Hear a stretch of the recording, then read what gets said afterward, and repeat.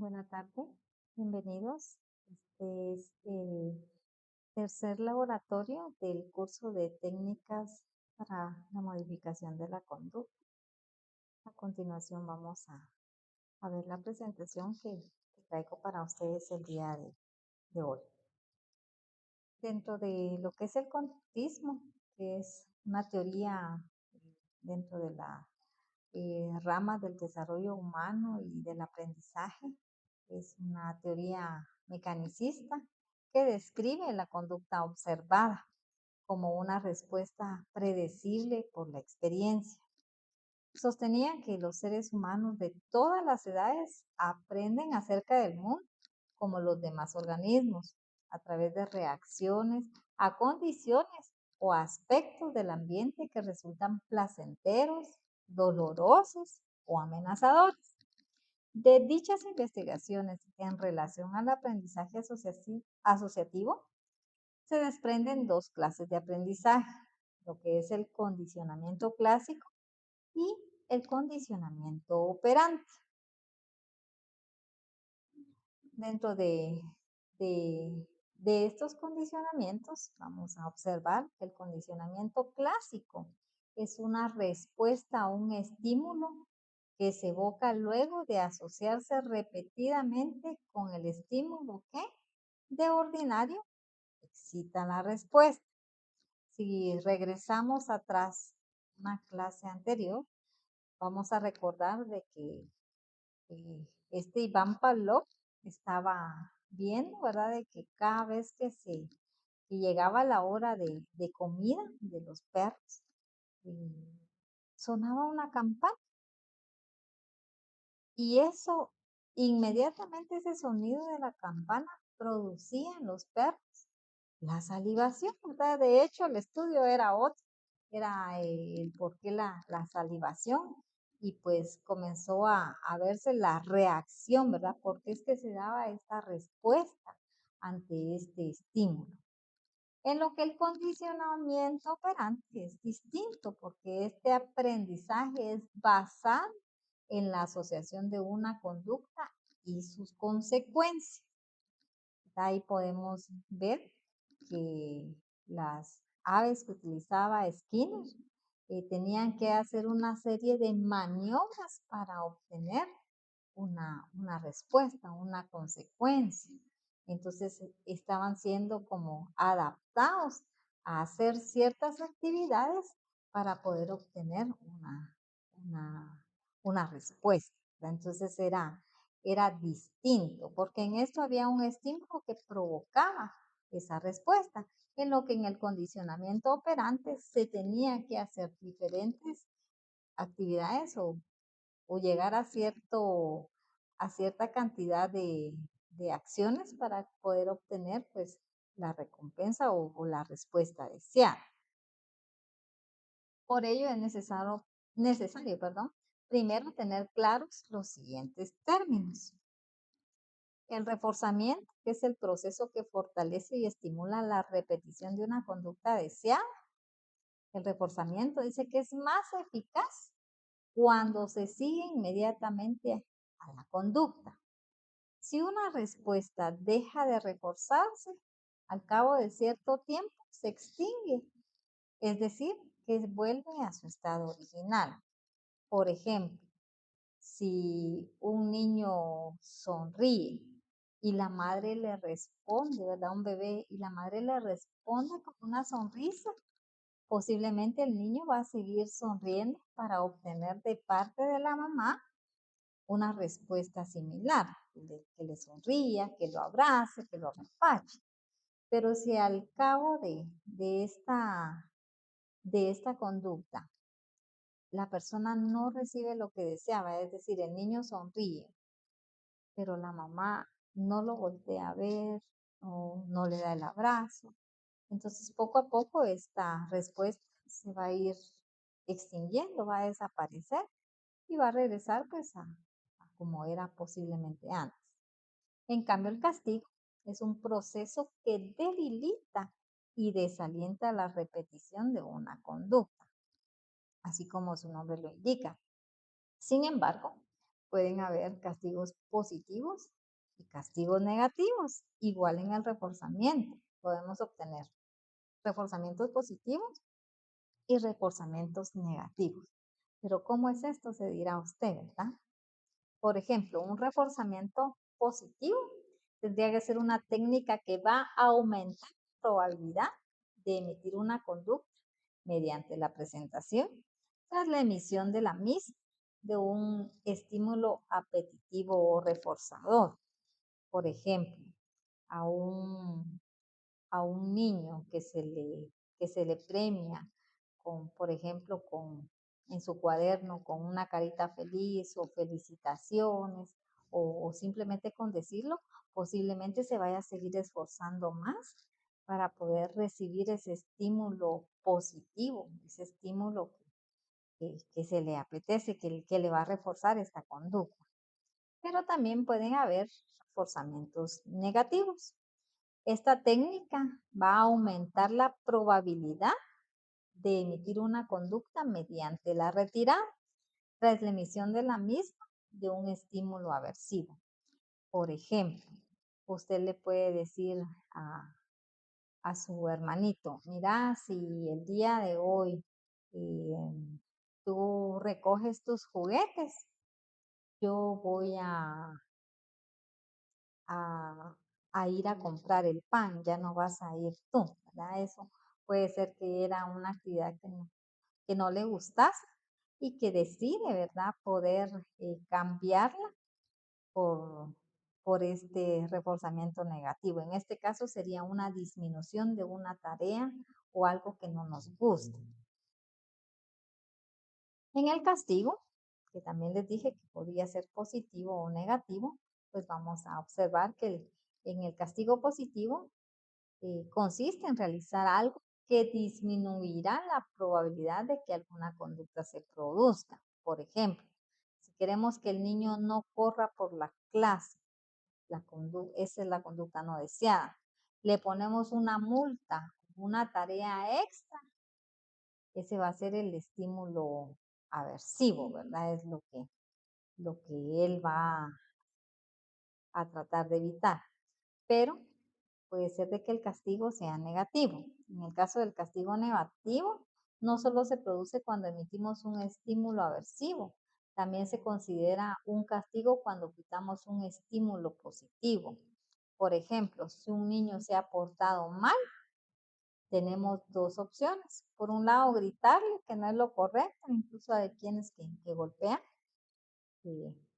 Ese es el gritarle, sería tal vez un castigo positivo, o privarle de algo que le gusta hacer, ¿verdad? Bueno, como te portaste mal, entonces voy a quitarte lo que son 2 horas de televisión o 2 horas de jugar un videojuego o el uso del celular, ¿verdad? Este podría ser un castigo negativo para él, ¿verdad? Entonces esa es la diferencia.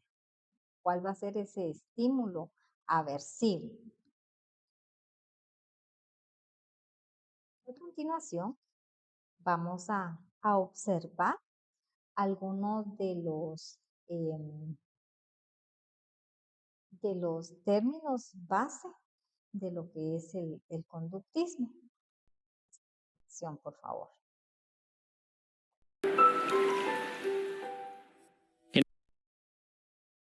Disculpen. En el enfoque conductista, el aprendizaje tiene diferentes formas de adquisición, en donde los estudios clásicos lo explican desde dos ramas principales, el condicionamiento clásico y el condicionamiento operante. El condicionamiento clásico lo vamos a entender como un aprendizaje de primer orden que se da de manera involuntaria, es decir, la persona es pasiva respecto a su aprendizaje. Para entenderlo, vamos a tener en cuenta lo siguiente. Lo primero es el estímulo incondicionado, que tiene como característica que ante su aparición el sujeto va a generar una respuesta automática o no aprendida. Esta respuesta se conoce como respuesta incondicionada. Por ejemplo, si ves a la chica que te gusta, la respuesta incondicionada puede ser que se aumente tu ritmo cardíaco y te pongas nervioso. Por otro lado, el estímulo neutro tiene como característica que no genera una respuesta automática de por sí, sino que va a ser el estímulo que va a generar una respuesta al asociarlo con el estímulo incondicionado, en este caso una canción.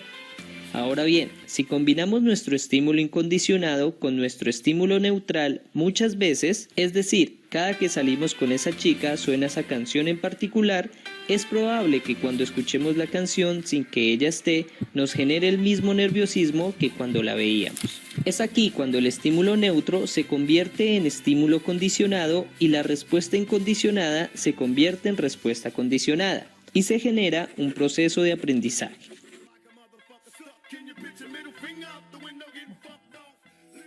Ahora es tiempo de que tú hagas un ejemplo con este gráfico. ¿Ya lo hiciste? Muy bien. Vamos a continuar. En el condicionamiento operante, por su parte, hablamos de que cada acción genera una reacción. Es decir, cuando una conducta tiene consecuencias positivas para quien la hizo, es más probable que se repita. En cambio, si tiene consecuencias negativas, la probabilidad de repetición disminuirá. A diferencia del condicionamiento clásico, acá nos vamos a centrar en que un estímulo causa una respuesta y esta respuesta tiene una consecuencia, sea positiva que la vamos a llamar refuerzo o negativa que la vamos a llamar castigo. En esta teoría la respuesta equivale a una conducta. Para seguir con nuestro ejemplo, hagamos de cuenta que en una salida con la chica que nos gusta, escuchamos la canción. Ahora nuestra respuesta en condicionamiento operante no es pasiva, sino que está sobre el control del sujeto. Por ejemplo, la respuesta puede ser darle un beso a la chica. Si ella responde afirmativamente, la probabilidad de que se vuelva a repetir la conducta de besarla va a ser mayor. En cambio, si ella lo rechaza o lo cachetea, la probabilidad de que la vuelva a besar disminuye. Para profundizar en refuerzos y castigos, sean positivos y negativos, puedes ver nuestro video sobre consecuencias. Ya teniendo estos esquemas, es hora de mostrar las mayores diferencias en las teorías. La primera es que en condicionamiento clásico las conductas son involuntarias, mientras que en la operante son emitidas o espontáneas. Por otro lado, en el condicionamiento clásico hay un refuerzo del estímulo, mientras que en operante hay un refuerzo de conductas. En el condicionamiento clásico, el sujeto es pasivo y en el operante es activo. El ambiente actúa sobre el sujeto en condicionamiento clásico, mientras que en el operante el sujeto actúa sobre el ambiente. En el condicionamiento clásico, la conducta se basa en acontecimientos precedentes, mientras que en el operante por acontecimientos siguientes o consecuencias.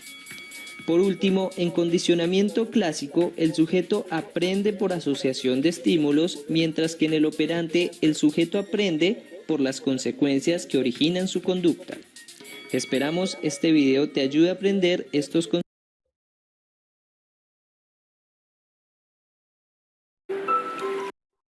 Bueno, este video pues recalca mucho lo que son los tipos de aprendizaje, ¿verdad? Lo que es el aprendizaje clásico y lo que es el aprendizaje operante y a sus exponentes y cada uno de los términos que se crearon para poderlos explicar, ¿verdad? También ustedes se dieron cuenta de que aquí se utilizaron nuevos términos como por ejemplo la respuesta condicionada, el estímulo neutro, que son elementos que no habíamos mencionado. Realmente no quise profundizar mucho en esta parte porque lo que como trabajadores sociales a ustedes les compete no es tanto el explicar el motivo, la razón, sino que también el poder modificar la conducta, el poder intervenir a través de la participación suya ante la comunidad, ante una familia, de poder hacer un cambio en las pautas de conducta. Generalmente el encargado de poder explicar, de poder llevar a cabo estas técnicas es un psicólogo, ¿verdad? Por eso es que el curso lo imparte pues, una persona que está estudiando, que estudió, ¿verdad? Esa, ese campo de la ciencia. Bueno, realmente existen también algunos pasos para poder eh,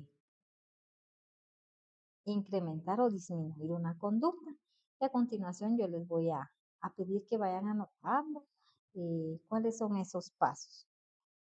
Para poder intervenir en la modificación de la conducta, nuestro paso número 1 sería identificar la conducta que vamos a trabajar.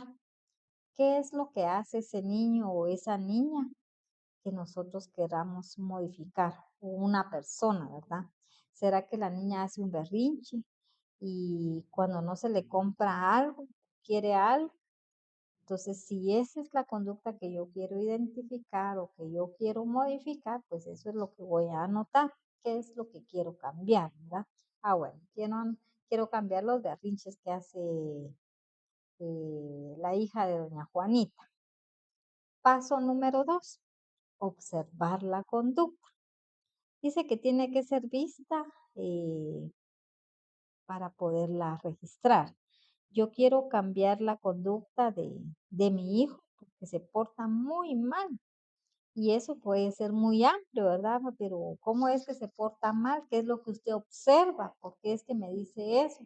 Porque si nos dicen eso y no nos dan como que un ejemplo, eh, no vamos a comprender. Por ejemplo, podría ser de que la conducta sea de que siempre llega tarde o se levanta muy tarde y pues eso hace que ya no deje tendida su cama, ¿verdad? Antes de irse al colegio. Podría ser lo que nosotros observamos, ¿verdad? Que le cuesta levantarse y que a raíz de esto pues llega tarde a sus clases. Entonces ya observé esta conducta y la registré. Número 3, medir la conducta. ¿Con qué frecuencia se da? ¿Cuántas veces lo hace? ¿Por qué lo hace? ¿Con quiénes lo hacen? Por ejemplo, en el caso del ejemplo anterior, se levanta tarde. ¿Será que se levanta tarde los 5 días que va a la escuela? ¿O se levanta más tarde los días lunes porque el fin de semana ha estado más tiempo despierto?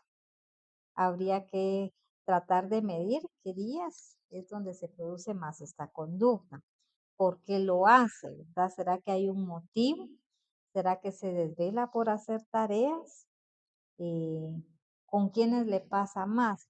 ¿Será que si duerme en una habitación es más frecuente que se levante tarde que si se va a dormir, por ejemplo, a otro lugar o con algún amigo o con algún otro familiar? Entonces habría que tratar de medir esa conducta y también registrar. Número 4, paso 4, plantearse objetivos. Hay que dar un plan educacional, ¿verdad? Que el padre deje de consentirlo, aprender a registrar esas conductas, ¿verdad? Por ejemplo, en los casos de niños que tienen este problema de levantarse temprano, hay que reducirles, ¿verdad? Las horas que pasan frente a una pantalla, ya sea el televisor o celular, o las horas en que consumen, por ejemplo, eh, cosas dulces, ¿verdad? Cosas con glucosa, que puede hacer de que esto les permita tener más energía y tarden más tiempo en vigilia, ¿verdad? Entonces habría que identificar, ¿verdad? Y plantearse los objetivos de lo que nosotros deseamos. Número 5, aplicar los recursos y las técnicas eh, que podemos utilizar, ¿verdad? Pero no todas van a ser aplicables en todos los casos. Debemos estar como que siempre al pendiente de ver cuál sería la técnica más adecuada para utilizar con esta persona o con este niño, ¿verdad? Y pues más adelante vamos a estar viendo cada una de las técnicas, por qué funciona más algunas que otras. ¿Será que tiene que ver la edad de la persona donde estoy aplicando esa técnica? ¿Será que tiene que ver las circunstancias o los elementos que yo tenga a disposición para poder cumplir con esa técnica? Entonces, todo eso lo tenemos que considerar, ¿verdad? Y obviamente, pues lo vamos a registrar. El paso número 6 sería evaluar los resultados que queremos obtener. Al cabo de un tiempo, vamos a evaluar y vamos a observar si la conducta ha cambiado. Pero si los padres no están conformes con los resultados y ven pues aspectos negativos, pues siempre pueden utilizarse otras técnicas. Lo importante es que exista un cambio en la conducta, ¿verdad? Que se asignen nuevas tareas para que pueda cambiarse la conducta. A veces hay técnicas que funcionan más con unas personas que con otras, entonces hay que evaluar, ¿verdad? Los resultados a obtener. Las técnicas de modificación de la conducta tienen como objetivo pues cambiar el comportamiento del sujeto mediante la adquisición, mantenimiento, incremento, disminución o eliminación de las conductas eh, deseadas y las no deseadas. Las técnicas de modificación de la conducta son muchas, muy variadas, y vamos a ver pues apenas un pequeño grupo de estas con los principios del aprendizaje. Antes quiero pues dejarles también la tarea que van a tener. Este es un caso que ustedes van a discutir, que aparece en su cuadernillo. Es el ejemplo de un niño de 3 años que entra con su padre en una tienda de juguetes y se encapricha de un camión de bomberos. El niño se acerca a su padre y le pide que se lo compre, a lo que este último le responde que no. En este caso, el estímulo antecedente ha sido el camión de bomberos, ese estímulo antecedente externo, o el deseo de tenerlo, que podría ser el estímulo antecedente interno, que es algo que nace de él, ese deseo, el que ha provocado la conducta del niño de pedir a su padre que le compre ese carro, ya sea que sea algo interno que lo deseó, o ya sea algo externo porque lo vio, y al final y al cabo lo que él esperaba era de que se lo comprara. En este caso, la consecuencia de la conducta del niño no ha sido la esperada por él. La negativa del padre a comprarle ese juguete eh, no funcionó, ¿verdad? Él le habló, pero no se lo compraron. Como estrategia, eso no funcionó y decide buscar otra para conseguir ese camión de bomberos. Así que se tira al suelo, hace un berrinche, una rabieta y empieza a patalear tirando algunas de las cosas que están en las estanterías.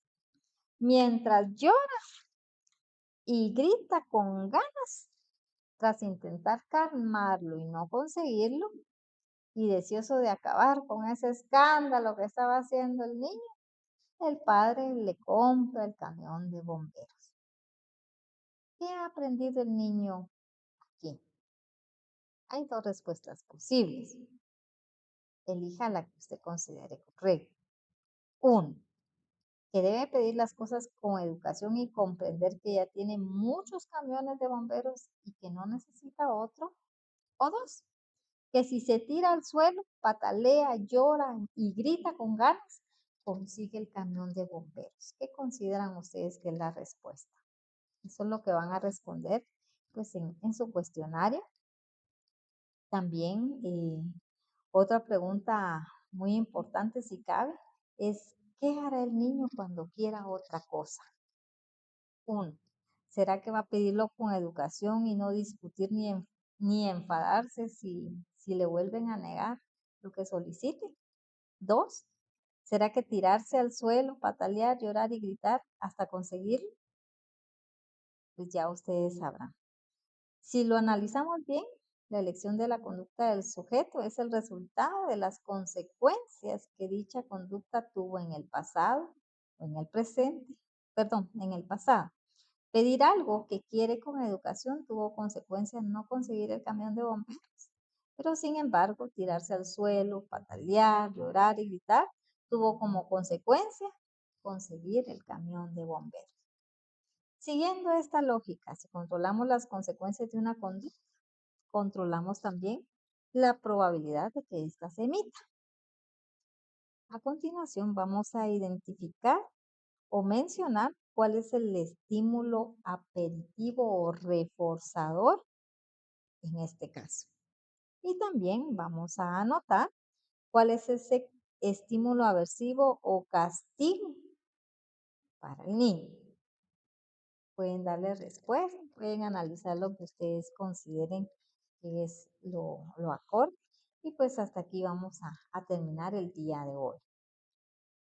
Muchísimas gracias por su atención. Nos vemos en el próximo laboratorio. Que estén bien.